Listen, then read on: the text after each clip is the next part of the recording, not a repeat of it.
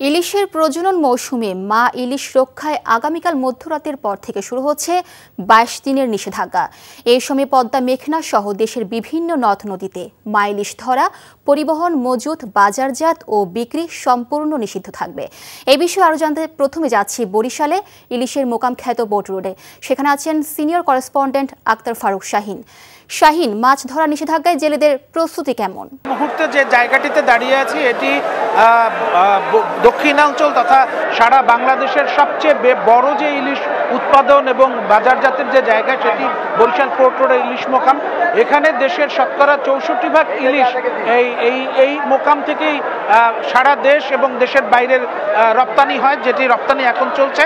তো আপনি যেটি বলছিলেন যে নিষেধাজ্ঞা কার্যকর করার যে সময়টি সেটি আসলে ৪ তারিখ মধ্যরাত থেকে, এবং আজকে শেষ মুহূর্তের ইলিশ কেনাবেচা চলছে গত দুদিন ধরে।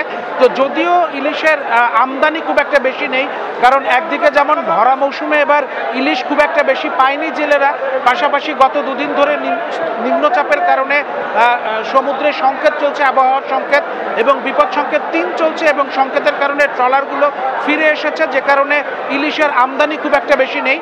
এবং আমি আজকের এই মুহূর্তের যে বাজার দর সেটি যদি আপনাকে বলি, তাহলে এই মুহূর্তে বরিশালে ১ কেজি ওজনের যে ইলিশগুলো আছে সেই ইলিশ প্রতি কেজি বিক্রি হচ্ছে ২৩০০ থেকে ২৫০০ টাকায়, এবং এর চেয়ে একটু ছোট আকারের যেটি ১ কেজির নিচে সেটি বিক্রি হচ্ছে ১৭০০ থেকে ১৭০০ টাকায়।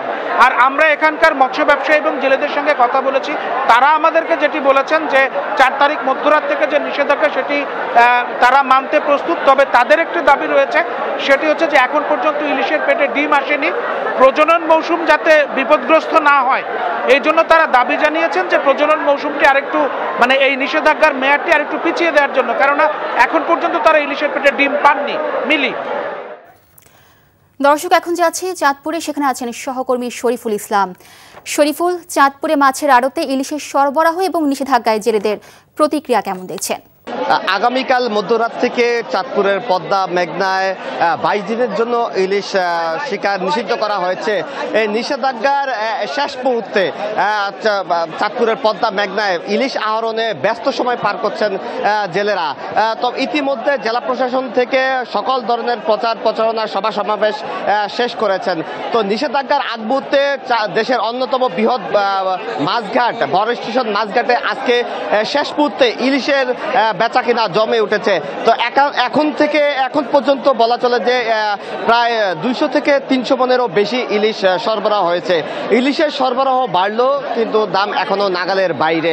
আজকের বাজারেও এখন পর্যন্ত ১ কেজি যে ওজনের ইলিশ রয়েছে সেই ইলিশ বিক্রি হচ্ছে প্রায় ২৩০০ থেকে ২৪০০ টাকা পর্যন্ত।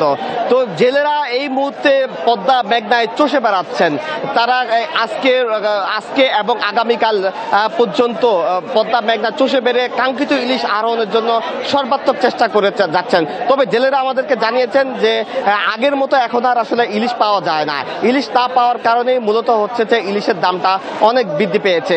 ইতিমধ্যে নৌ পুলিশ, কোস্টগার্ড, জেলা প্রশাসন থেকে সকল প্রস্তুতি নদীতে টহল শুরু করেছেন প্রচারণার ক্ষেত্রে।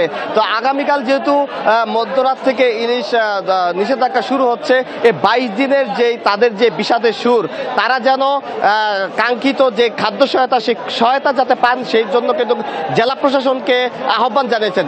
আর জেলা প্রশাসক মোহাম্মদ মহসিন উদ্দিন আমাদেরকে জানিয়েছেন যে এই বছর ২৫ কেজির বদলে তার খাদ্য সহায়তা হিসেবে ৩০ কেজি করে চাল পৌঁছে দেওয়া হবে। পরবর্তীতে তাদের খাদ্য সহায়তার পাশাপাশি আর্থিক সহায়তা করা হবে বলে জানিয়েছেন জেলা প্রশাসক। তো চাঁদপুর বড় স্টেশন মাছঘাট থেকে এই ছিল আমার কাছে সর্বশেষ। দর্শক, জানছিলাম ইলিশ বাজারের খবর। বান্ডেল থাকলে প্রতি সেনমানিতে টাকা বাঁচবে। বিকাশ সেনমানি বান্ডেল কিনে জিতুন প্রতি লেনদেনে। ওটা তো ওরা আসলেই জানতে পারবে, তাই না? শোনো, টাকা তো চাইছে, ১০,০০০ টাকার শর্ট আছে, বুঝছো? ধন্যবাদ। কত টাকার শর্ট পড়ছে সেটা বল। ১০,০০০ টাকাই শর্ট আছে। আচ্ছা, সেটা মাথা ছুঁয়ে বলো। মাথা কি হলো? চুপ করে আসছো কেন?